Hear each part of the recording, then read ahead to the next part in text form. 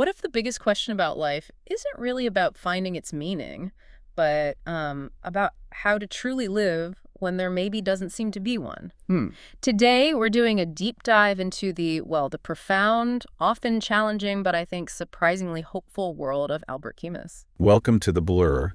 Yeah, specifically his ideas on the absurd. Exactly. That's right. Our mission today is to really, unpack his core concept of the absurd, that kind of undeniable, often unsettling clash between our deep human longing for clarity, for answers, and the universe's silent, indifferent response.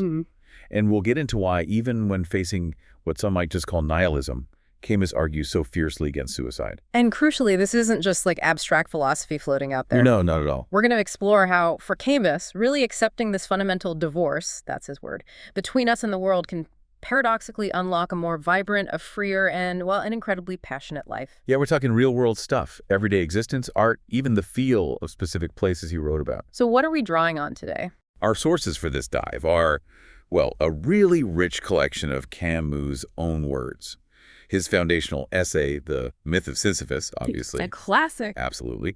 But also alongside these really evocative essays like Summer in Algiers, The Minotaur, or The Stop in Oran, Helen's Exile, Return to Tipasa, and The Artist in His Time. So a good mix. A great mix. And they're not dry academic texts, They beautifully weave together deep philosophical questions with these very tangible, almost sensual observations of the world around him. Okay, let's unpack this right from the start then. Camus kicks off The Myth of Sisyphus with this incredibly blunt provocation. He doesn't pull any punches. No. There is but one truly serious philosophical problem, and that is suicide, he's asking. Even if you don't believe in God, is ending your own life a legitimate response to just being here? And the context is vital, right? Yeah. He wrote this in 1940. France, Europe, it's a disaster, World War II. Right in the thick of it. And he declares, even within the limits of nihilism, it is possible to find the means to proceed beyond nihilism. I mean, that's a powerful, audacious place to begin. It really is. An invitation, he says, to live and create, even in the very midst of the desert. And what's so insightful right away is how Camus lifts suicide beyond just being a social problem. He drills down into its intimate individual preparation. He even likens it to a great work of art, something meticulously crafted within the silence of the heart. Wow. It's a confession, he says, that life is maybe too much for you, or that you don't understand it, or, simply is not worth the trouble. And the triggers. He says they're often subtle. Yeah, almost impossible to verify from the outside, almost always unverifiable. An indifferent word from a friend, maybe, that suddenly precipitates all the rancors and all the boredom still in suspension. It's that quiet internal process. That kind of quiet unraveling brings us right to the core idea then. The feeling of absurdity itself. He describes it as the divorce between man and this life, the actor and his setting. Yeah. It's born when the universe is suddenly divested of illusions and lights, leaving you feeling like an alien, a stranger. Totally out of place. So the link between this deep feeling of disorientation and, well, the longing for death seems clear. But here's the crucial question Camus puts forward. Does that feeling require you to escape it, either through finding hope or, well, through suicide? Exactly. And to answer that, Camus points to something really primal, almost instinctual. Which is the body's unconscious wisdom. He observes that in our basic attachment to life, there is something stronger than all the ills in the world. Interesting. The body's judgment, he argues, is actually as good as the mind's. It instinctively shrinks from annihilation. It wants to keep going. So we learn to live before we learn to think about it. Pretty much. We acquire the habit of living before the habit of thinking. And the body, in its own way, keeps its irreparable lead in that daily race toward death. It's this fundamental biological urge that pushes back against the intellectual despair. Okay, so once this feeling of the absurd hits you, that profound disconnect, the temptation to just escape it must be incredibly strong. Oh, absolutely. And Camus has a name for this escape route, right? Philosophical suicide, or the leap. That's it. It's how many thinkers, especially existential philosophers, try to resolve that unbearable divorce between our human need for meaning and the universe's apparent indifference. So how does this leap work exactly? It's essentially a thought that negates itself. It tries to transcend its own starting point. It's often fueled by this deep nostalgia, this longing for unity and clarity. Right. But in doing so, it ends up destroying one of its terms. Either our human longing gets explained away, or the world's irrationality gets framed as some kind of higher truth. And that, for Camus, ruins the absurd. Because the absurd needs both sides of the equation. Precisely. He stresses that the absurd has meaning only insofar as it is not agreed to.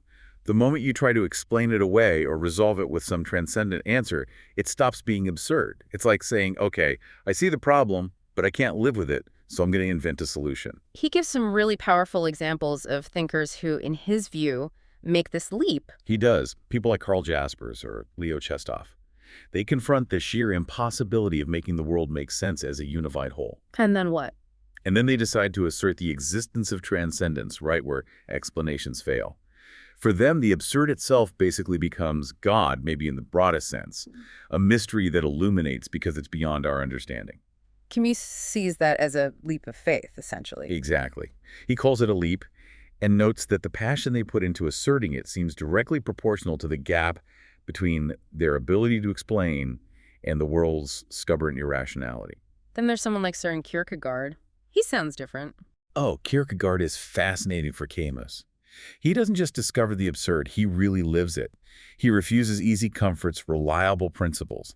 He even calls for the sacrifice of the intellect. Okay. And he makes the absurd the very criterion of the other world.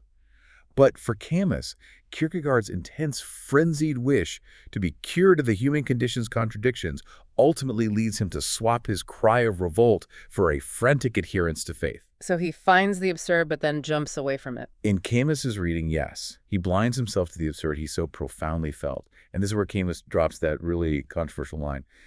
The absurd is sin without God. It's about failing to stay truly unreconciled, not accepting the tension. Okay, so if trying to escape the absurd through this philosophical suicide isn't the answer Camus advocates, what is? How do we not just acknowledge this fundamental disconnect, but actually, live with it, maybe even thrive in it? What Camus proposes exactly that. Live with the absurd. He says, living is keeping the absurd alive. Keeping it alive is, above all, contemplating it. So don't look away. Don't look away. Persist in that uncomfortable confrontation without flinching. Keep both sides, the longing and the silence, in view. And from that persistence, he draws some consequences for how to live. Yes, 3 crucial consequences for living consistently with the absurd. First up is revolt. Revolt. Okay, what does that mean here? Like political revolution? Not necessarily, no. It's more of a constant internal stance, a constant confrontation between man and his own obscurity. And insistence, he says, upon an impossible transparency. But constantly challenging the world's indifference. Every single second. It's about extending your awareness, keeping that tension alive without ever giving in to resignation. It's like saying, okay, absurd world, I see you and I refuse to blink. Okay, revolt. What's the second consequence? Second is absurd freedom. Absurd freedom. Yeah. If there's really no future in the sense of a grand divine plan or some preordained destiny, right, then you suddenly realize you were only ever bound by illusions of freedom, by false hopes or external rules. This privation of hope in a future means an increase in man's availability. An increase in availability? How so? It's a shocking kind of liberation, almost like the condemned person who suddenly finds the prison gates swinging open. You're available to this moment, this life, without the weight of future expectations or needing to follow a set path. It's the freedom of someone who has, in a sense, nothing left to lose but the present moment. Wow. Okay, revolt, freedom, and the third? The third consequence is passion and quantity. Passion and quantity. Not quality. Exactly. Because belief in the absurd, he argues, teaches that what counts is not the best living, but the most living. More experience, more intensity. Yes. It's about substituting the quantity of experiences for the quality. Yeah. You discard traditional value judgments, good, bad, moral, immoral, for purely factual ones. Did it happen? Was it lived? That sounds provocative. Oh, it is. He even says, if living this way were considered dishonorable by society's standards, then true propriety would command me to be dishonorable. It's about maximizing your life, feeling everything you can, not perfecting it according to someone else's blueprint. And this ties directly back to his rejection of suicide then. Absolutely. Yeah. He argues that suicide just settles the absurd by basically engulfing it in the same death. It cancels the equation. The absurd life. The absurd life escapes suicide, he says, precisely because it is simultaneously awareness and rejection of death. You're aware of death, you don't deny it, but you reject it as a solution. He uses the image of the condemned man. All right, yeah, the man condemned to death who Despite everything, right on the brink of his dizzying fall, notices a shoelace. It's this tiny detail, this assertion of awareness right up to the end. That's pure defiance. The absurd man, Camus insists, aims to die unreconciled, refusing to be smoothed over or explained away. It's powerful stuff. So how does he illustrate this ethic of quantity? Well, what's really illuminating is how he then explores various archetypes, different ways individuals embody living out the absurd. And he's clear, these aren't moral codes he's handing down. They're illustrations and the breadth of human lives. Okay.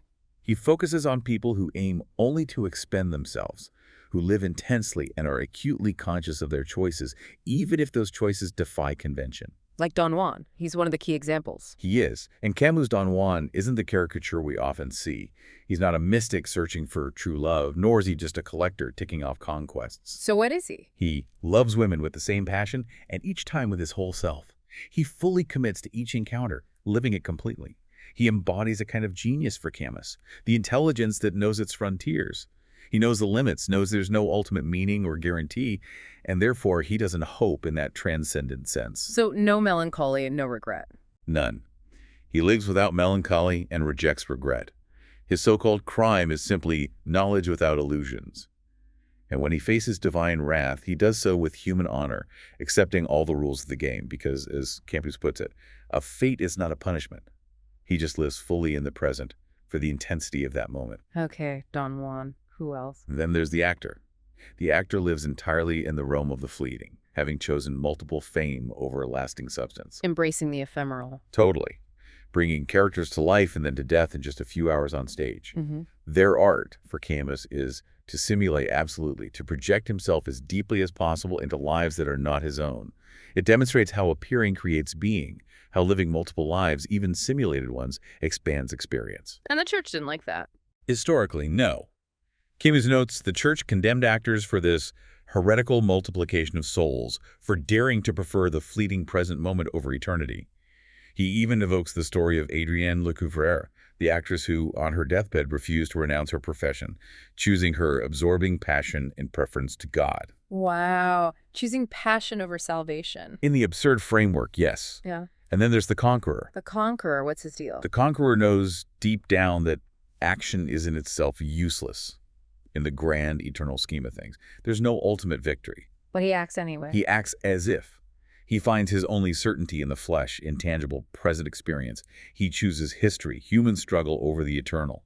He embraces lost causes because for him, there are no victorious causes in that final ultimate sense. His greatness is in the struggle itself. Exactly. In the protest and the blind alley sacrifice, he finds true riches in human connections, precisely because they are transitory. Yeah. That's what gives them value. And death. For the conqueror, death is the supreme abuse. Something to be resisted, not beautified or accepted meekly. He strives for a sterile and conquering lucidity, never wanting to leave the human crucible, the messy reality of earthly existence. So these are individuals living the absurd. What about absurd creation, art itself? Right. Camus quotes Nietzsche, art and nothing but art, because we have art in order not to die of the truth. Ah. Creation, for Camus, is like living doubly. It's a vast mime under the mask of the absurd. Yeah. The artwork itself becomes an absurd phenomenon.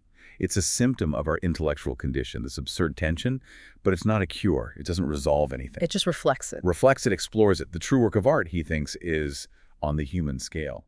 It actually says less, not more. It's like one facet of the diamond that implies the whole, complex, often contradictory experience without trying to provide all the answers or a neat conclusion. This brings us to how he reads certain artists, like Dostoevsky. Yes, Dostoevsky is a key figure here. His heroes are constantly grappling with the meaning of life, pushing towards what Camus calls extreme solutions. Like Kirillov. Exactly. Kirillov in The Possessed, who reasons, if God does not exist, I am God, and he commits what he calls a pedagogical suicide, killing himself, to demonstrate humanity's ultimate freedom from God. His logic is profoundly absurd, and Camus is clearly fascinated by it. But there's a but, isn't there? There is, because Dostoevsky, the creator, ultimately makes a choice against the stark, absurd logic of characters like Kirillov. He ends up concluding in his later work in life something like, existence is illusory and it is eternal. Ah, the leap again. Pretty much. His work brilliantly propounds the absurd problem, Camus says, but it doesn't ultimately offer an absurd reply. That's why Camus calls him an existential novelist, who, at the end of the day, chooses hope, chooses faith, over maintaining the absurd tension. He presents the problem, then tries to resolve it. What about Kafka? He seems like the epitome of the absurd. He does, doesn't he? Kafka's disturbing stories, his characters, they embody these perpetual oscillations between the totally normal and the utterly extraordinary, the absurd and the strangely logical. The trial feels like a perfect diagnosis of the absurd human condition. Absolutely. The trial diagnoses it brilliantly, the inexplicable struggles, the faceless bureaucracy, the guilt without crime. But then, Camus suggests, the castle offers a kind of subtle remedy. A remedy. A remedy that, for Camus, ends up making us love what crushes us. It subtly introduces hope back into a world that seemed to have no way out. How does it do that? Kafka's hero, K, relentlessly seeks connection with the castle, with authority, with meaning. He tries to regain God, even if it means forsaking conventional morality and logic, even finding divinity in its empty and hideous aspect. With another leap. For Camus, yes. Kafka's work, like Dostoevsky's, is ultimately probably not absurd in its final conclusion because it leads to this tremendous cry of hope. It subtly offers a way out, a kind of religious inspiration that frees the character from the full weight of his absurd life. And that, again, is the leap Camus wants us to resist. Okay, so resisting the leap, living with the tension. How does this actually feel or look in the real world, in specific places, among actual people? Let's turn to Summer in Algiers. That essay sounds vibrant. Oh, it is. He describes Algiers as a city that opens to the sky like a mouth or a wound. It's a place offering an almost overwhelming excess of nature's bounty. But it doesn't promise anything beyond itself. Exactly. It neither promises nor affords glimpses of some higher meaning or future reward. It just gives itself raw and abundant. And it demands, he says, clairvoyant souls, that is, without solace, people who can see it for what it is, without needing comfort. And the people there, the youth. He notes its youth wagered on the flesh, but knowing they were to lose. Life there isn't something to be built up carefully for the future, but something to be burned up now. There's a magnificent vocation for facile joys, he writes, and a haste to live that borders on waste. A real sense of immediacy. Absolutely. He talks about how, for the first time in maybe 2,000 years, the body has appeared naked on beaches. People swimming, sunbathing, repeating the gestures of ancient Greek athletes. It's this direct, unashamed dialogue of stone and flesh, a connection to existence that's physical, immediate. And this connects to a lack of traditional morality or religion. Very much so. He calls them a race without religion and without idols, living without myths, without solace. Things like virtue, in the traditional sense, become almost a meaningless word. Instead, they have a kind of street code, immediate loyalty, respect, where even a pirate might be admired for their sheer audacity. What about death in this sun-drenched place? Their attitude towards death is striking. It's either ridiculous or hateful. Cemeteries are hideous, displaying bad taste. He even mentions undertakers joking morbidly, "Want a ride, sister?" Dark humor. Yeah, it reflects this profound horror of dying in a country that invites one to live. It's almost defiant. So the lesson from Algiers. The bitter lesson, as Camus puts it, is that hope equals resignation. Hoping for something else, some other life, means resigning from this one. And to live, he insists, is not to resign oneself. The sin is looking away from this life. Yes, the sin against life is in hoping for another life and in eluding the implacable grandeur of this life. Yet even amidst this harshness, this focus on the present, he finds something valuable, an ephemeral and noble kind of love, and even a mad hope for a new culture rooted firmly in the here and now. Now let's pivot to a really stark contrast he paints. Oran in The Minotaur or The Stop in Oran. Yes, Oran is almost the anti-Algiers. He calls it a desert city, a place for solitude without soul and without reprieve, seemingly doomed to dust, pebbles, and heat. Walled off. A walled town that turns its back to the sea. And its monster, its minotaur, he says, is boredom. A boredom that its citizens have simply accepted being eaten by. Imagine a whole city just giving in to ennui. And this is reflected in the city itself. Everywhere. Its shops display all the bad taste of Europe and the Orient, frightful plaster models of deformed feet, a wretched wooden virgin with an indecent smile. Advertising is extravagant and absurd because it has to scream to overcome the indifference and profound apathy of the people. Even the youth culture sounds hollow. Yeah, the Clarks and Marlenes, as he calls them, imitate American movie stars, living this kind of masquerade of elegance. They engage in parliaments of birds, endless chatter that debates nothing important. It feels like a city built on imitation and, well, mediocrity. But you mentioned passion earlier, even in Oran, boxing matches. Right, it's like the city's passion gets channeled into these unexpected, almost metaphysical conflicts. Boxing matches between Oran and Algiers fighters become a page of history, settling this century-old quarrel between the two cities. With insults flying. Oh yeah, bloodier insults than you'd think. Yeah. Like calling someone a sham versus a rustic. The crowd has this Manichaean tendency. They desperately need a clear winner and loser. Good versus evil, no gray areas. It's a fight for some kind of meaning, even if it's just in sport. What about the city's monuments? Are they absurd too? Definitely. He points to the Maison de Colon, this colonial monument, as an edifice of boldness and taste, love of violence, and a feeling for historical syntheses all jumbled together. And Cain's lions, statues embodying both insignificance and solidity. It's where mediocrity insists upon lasting by all means. Even public works. Yeah, building jetties against the sea. He sees it as man against stone, ultimately useless work, but it's a chosen work of men, building them only to have to begin again. It's Sisyphean labor, embraced almost passively. But is there any escape, any beauty, even in Iran? Surprisingly, yes. Even amidst the boredom, there are little pockets, lands of innocence, nearby deserted dunes, a new harvest of girls in flower. And to escape the minotaur of boredom, one has to learn the virtues of a certain kind of boredom. To almost say yes to it. How does that work? It's like finding freedom within the constraint. The reward isn't grand escape, but maybe just a little stone, dry and smooth as an asphodel found on a walk. A tiny, tangible piece of reality. A moment of liberation found within the indifference, not despite it. That's subtle. This leads us towards the end, towards the artist's role and maybe reconciling these different threads, beauty and suffering. Exactly. In Return to Tipasa, Camus revisits this place he loved in his youth, Tipasa near Algiers, but finds it changed by war, scarred by barbed wire. It forces a reckoning. It does. He's compelled to acknowledge that isolated beauty ends up simpering. Solitary justice ends up oppressing. You can't just have one without the other being distorted. The real challenge, he realizes, is to braid with white thread and black thread a single cord, to find a way to serve suffering and beauty simultaneously. Integration, not separation. Precisely. And this applies directly to the artist. The artist, as a human being, cannot be neutral when faced with tyranny. He writes, the artist is simply against it. So art must become political. Not necessarily didactic or propagandistic. Yeah. But the artist must speak to communicate their silence, the silence of the oppressed, the miner who is exploited or shot down, the slaves in the camps, those in the colonies. It's not about sacrificing art for social preaching, he clarifies, but allowing the reality of militant life, of struggle, to genuinely affect one's language, to inform the art from the inside out. He doesn't want artists hiding away or just becoming propagandists. No, he rejects both extremes.